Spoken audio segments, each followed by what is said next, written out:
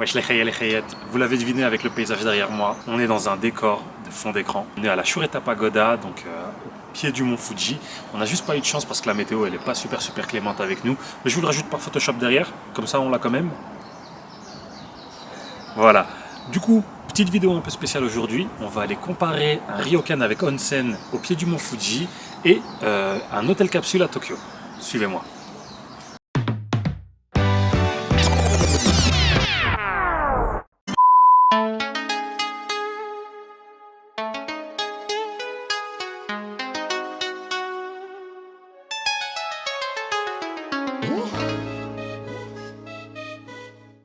Ohayou gozaimasu, minasan. Franchement, très content de pouvoir enfin vous partager mes vidéos sur le Japon. Avant de vous présenter les différents quartiers de Tokyo qu'on a pu faire ou les différentes villes qu'on a pu visiter, on va faire un petit comparatif entre un ryokan avec onsen et un capsule hôtel à Tokyo. Tout d'abord, un ryokan, qu'est-ce que c'est? C'est une auberge traditionnelle et très typique du Japon.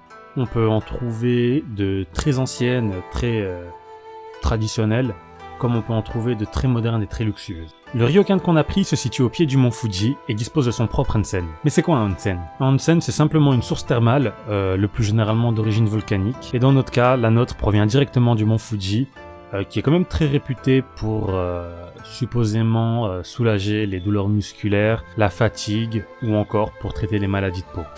Le premier truc sympa, c'est le lounge, du coup, avec une petite table de ping-pong bien sympathique. Et le soir, si t'as soif, il y a des vending machines et tout. Très japonais. Évidemment, on laisse les chaussures à l'entrée. On met des slippers.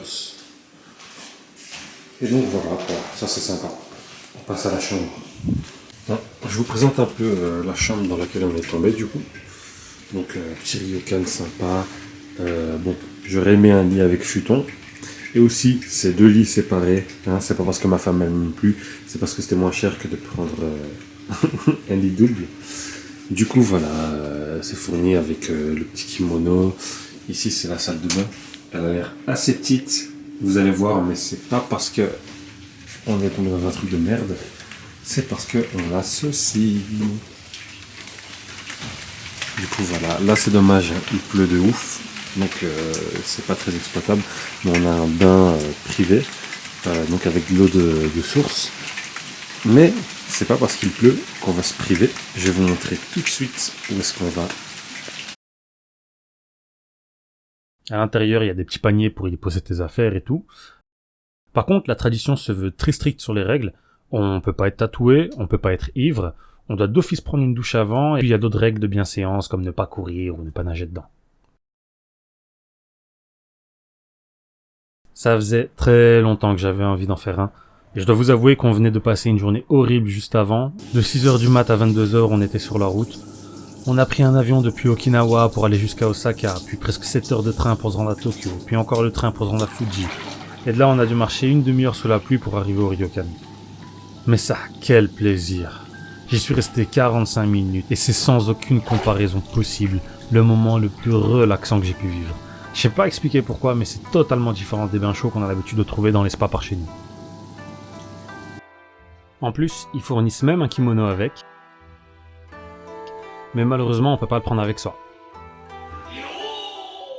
Et ça, c'est vraiment dommage.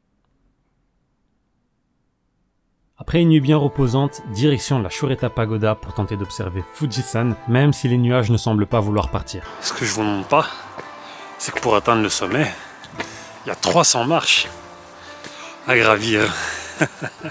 Déjà qu'on a marché 45 minutes pour arriver jusqu'ici. Et en plus, on doit grimper sa mère. Et tout ça, c'est pour voir le mont Fuji, qu'on verra même pas. Instagram versus reality. Ça ne s'arrête jamais d'arriver et... On est quand même resté 3 heures à attendre que le ciel se dégage, mais malheureusement le mieux qu'on a pu voir c'est la base du volcan, mais même comme ça restait ultra impressionnant. Mais tant pis, ça sera pour un prochain voyage. Direction Tokyo maintenant pour tester les fameux capsules hôtels. Mais on va commencer par expliquer ce qu'est un capsule hôtel d'abord. Et pour ça, il faut remonter presque 40 ans en arrière, quand à Osaka, en 1979, le premier hôtel du genre a ouvert. Le concept est super simple, proposer le minimum de confort nécessaire pour les personnes qui n'ont pas forcément les moyens de se payer des hôtels classiques, ou bien pour les personnes qui cherchent une solution d'urgence ou passer la nuit. Pour ma part, je me suis rendu à Capsule Land Yushima, entre le quartier d'Ueno et le quartier d'Akihabara. La suite, en images.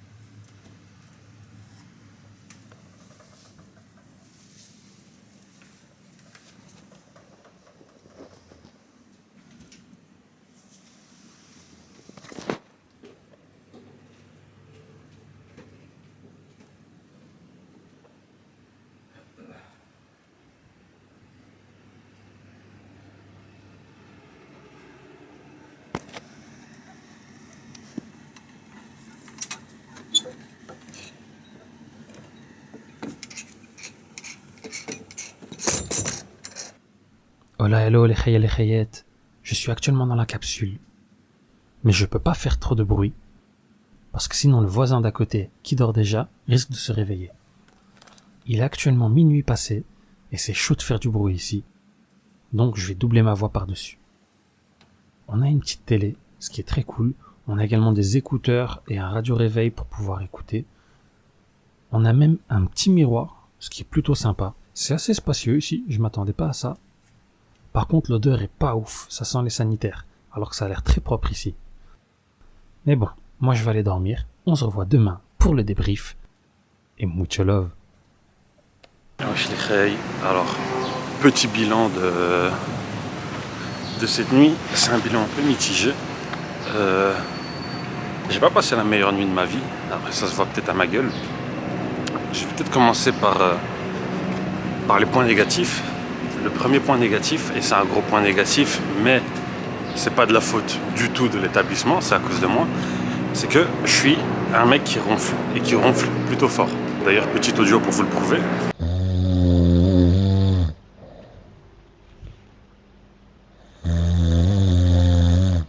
Bon, encore une fois, ma caméra s'est coupée par manque de batterie, et j'ai complètement zappé de refilmer le débrief, donc je le fais ici. Je disais que comme c'est un endroit très silencieux, je voulais absolument pas déranger, d'autant plus qu'on est 30 par étage, et comme vous avez vu, je suis un mec qui ronfle plutôt fort. Du coup, à chaque fois, je me réveillais dès que je sentais que je commençais à ronfler, et ça fait que j'interrompais mon sommeil toutes les 5 minutes. Mais ça, c'est propre à moi, c'est pas un truc, c'est pas un point négatif de l'hôtel en lui-même. En dehors de ça, malgré l'odeur, c'était un truc ultra propre, franchement ultra clean. Même les sanitaires, vous avez pu le voir, c'est super propre, super bien entretenu. Il y avait aussi un onsen au sous-sol, mais j'ai pas eu le temps de le faire. Et niveau sécurité, c'est le Japon quoi. Moi j'étais venu aux alentours de 19h, j'avais déposé mon sac avec mon appareil photo, ma tablette, mon PC, mon passeport, tout était dedans. Et la seule protection c'était le rideau en paille. Et je suis revenu vers minuit et nada, personne n'y a touché, rien, donc... Franchement, c'est très cool de voir que même dans ce genre d'endroit, on peut être tranquille. J'ai payé 3300 yens la nuit, taxes incluses, ce qui, sur le moment, équivalait à un peu moins de 23 €. Et je trouve ça super abordable, en fait, surtout si on prend en compte qu'on est quand même dans un quartier très fréquenté. Je le recommanderais pas pour des longs séjours, je dirais maximum 3 nuits. Par contre, c'est une solution de dépannage de fou, pour peu qu'on soit pas claustrophobe. Sur ce, si vous avez aimé ce concept, n'hésitez pas à liker, commenter, mais surtout à vous abonner, parce que cette vidéo est la première d'une longue série de vidéos à venir sur le Japon. On se retrouve samedi prochain à 14h pour le Japan Halal Tour, et d'ici là, itadakimasu! Et surtout, mucho love!